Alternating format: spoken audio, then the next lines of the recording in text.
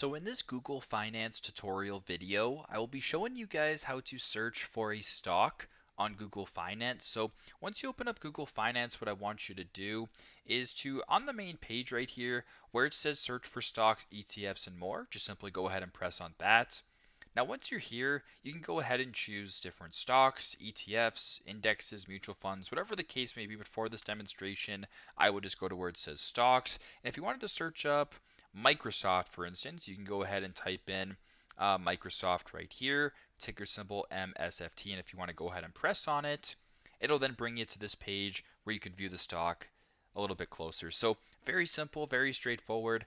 This is how to search for a stock on Google Finance. Thanks again for watching, and I hope this video helps.